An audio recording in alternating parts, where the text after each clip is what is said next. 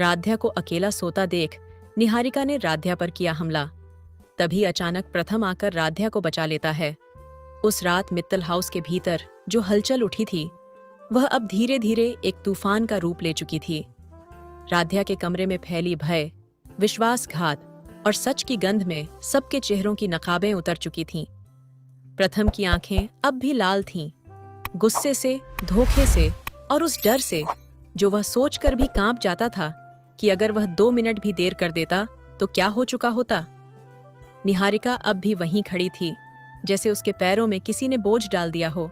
उसकी सांसें भारी थीं और आंसू उसके गालों पर फिसल रहे थे, लेकिन अब उसकी ये कमजोरी किसी के दिल को नहीं छू रही थी। कमरे का माहौल इतना भरा हुआ था कि लगता था जैसे हवा भी डर से थम गई हो। प्रथम ने कुछ कहने के लिए मुंह खोला ही था कि अचानक बाहर नेम प्लेट के पास से एक जोर की आवाज आई। शायद घर के किसी सदस्य ने उठकर पूछा होगा कि इतनी रात को कौन चिल्ला रहा है। कुछ ही क्षणों में पास के कमरे से ओमकार भी बाहर आ गए। उनके चेहरे पर चिंता और सदमे का मिला-जुला भाव था। यहाँ क्या हो रहा है? कौन चिल्ला रहा है? प्रथम ने अपने पिता की ओर देखा। आंखों का लालपन अभी भी खत्म नहीं हुआ था। पिताजी, आज अगर मैं न होता तो। वह रुक गया। गुस्से में वह अपनी ही आवाज को नियंत्रित नहीं कर पा रहा था। निहारिका ने राध्या को मारने की कोशिश की है। अगर आप भी राध्या का साथ देना चाहते हैं राध्या के लिए, इस वीडियो को सिर्फ एक लाइक करके चैनल को भी सब्सक्राइब कर लीजिए और नीचे कमेंट बॉक्स में आई सपोर्ट राध्या जरूर लिखें। कमरा एक बार फिर घिर गया उस पुलक से जिसे सुनकर कोई भी सामान्य इंसान कांप उठे। ओमकार तुरंत राध्या की तरफ बढ़े और उसका चेहरा देखा। तुम ठीक तो हो बेटा? राध्या ने सिर हिलाया। वह कमजोर नहीं दिखना चाहती थी, लेकिन भीतर से उसका दिल कांप रहा था। दादी ने मौके को संभालने की कोशिश करते हुए एक बार फिर अपनी पुरानी आदत के मुताबिक बात को बदलने की कोशिश की। प्रथम, तुम बिना बात का तमाशा क्यों बना रहे हो? मैं जानती हूँ निहारिका ऐसी लड़की नहीं है। लेकिन इस बार प्रथम ने दादी को बीच में ही रोक दिया। दादी, आप सच जानकर भी आंखें बंद नहीं कर सकती। इस बार मामला सिर्फ ईर्ष्या या जलन का नहीं था, यह जानलेवा हमला था और मैं इसे छिपाने में किसी की मदद नहीं करूंगा। दादी ने देखा कि पहली बार प्रथम ने उनसे इस तरह बात की। उनके चेहरे पर रंग उड़ा हुआ था। शायद उन्हें पहली बार एहसास हुआ कि मामला उनके नियंत्रण से बाहर जा चुका है। राध्या उठी और कमरे के बीचों बीच खड़ी हो गई। मेरे साथ जो भी हुआ, मैं अब चुप नहीं रहूंगी। किसी की इज्जत, किसी की जिंदगी के साथ खेलना किसी का हक नहीं। आज तक चुप रही सिर्फ इसलिए कि परिवार टूटे नहीं, लेकिन आज बात मेरी जान की थी। निहारिका अचानक घुटनों पर गिर गई। नहीं नहीं, मैं जेल नहीं जाना चाहती। मेरी बात सुनो तुम लोग। लेकिन ओमकार ने साफ शब्दों में कहा, अब जो होगा कानून करेगा। और इतने में ही घर के मुख्य दरवाजे से एक तेज आवाज आई। किसी ने बहुत जोर से दरवाजा खटखटाया। दरवाजा खोलिए, पुलिस है। पूरा घर जैसे अचानक किसी झटके से हिल गया। ओमकार ने तुरंत जाकर दरवाजा खोला। 2 पुलिस अधिकारी अंदर आए, एक महिला इंस्पेक्टर और 2 कांस्टेबल्स। उनके चेहरे पर गंभीरता थी, जैसे उन्हें पहले ही किसी अपराध की जानकारी मिल चुकी हो। इंस्पेक्टर ने पूछा, हमें घर से शोर और झगड़े की शिकायत मिली है, क्या यहाँ कोई हादसा हुआ है? प्रथम तुरंत आगे बढ़ा। हाँ मैडम, हुआ है।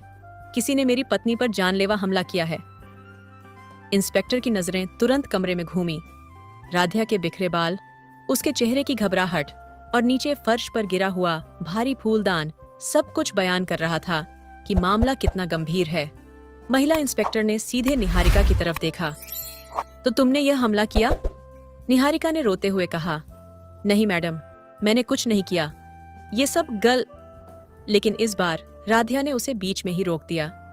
झूठ मत बोलो निहारिका, तुम्हारे हाथों की पकड़, तुम्हारी आंखों की जलन, तुम कितनी देर तक सच छुपा पाओगी?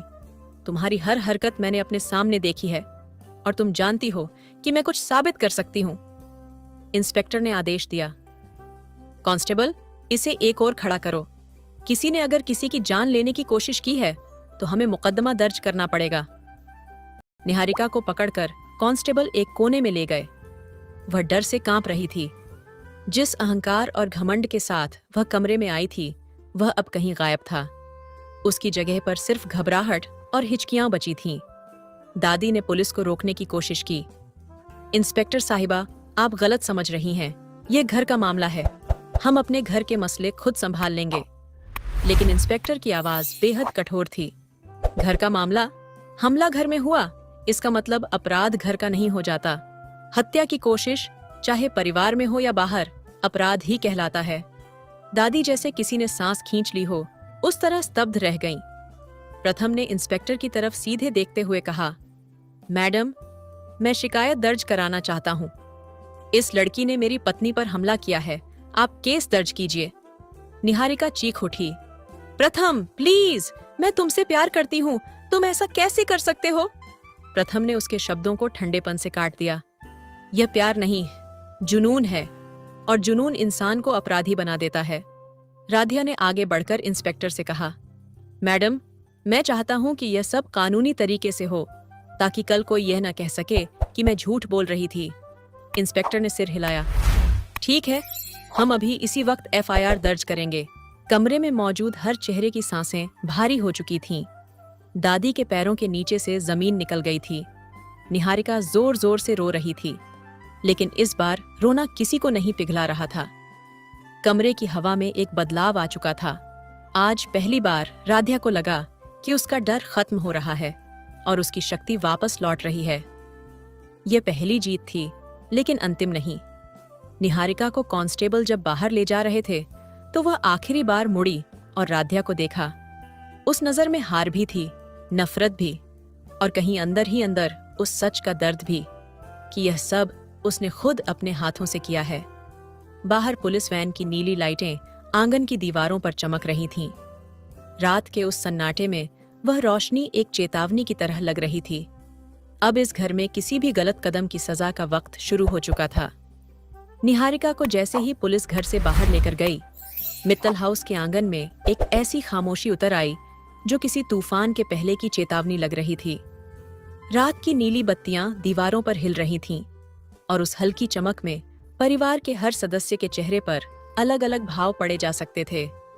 कहीं सदमा, कहीं शर्म, कहीं डर और कहीं गुस्सा। दादी एकदम पत्थर की तरह खड़ी रह गई थीं। उनकी सांसें तेज थीं। उन्हें अपनी उम्र में इतना बड़ा और खुला अपमान सहना पड़ रहा था।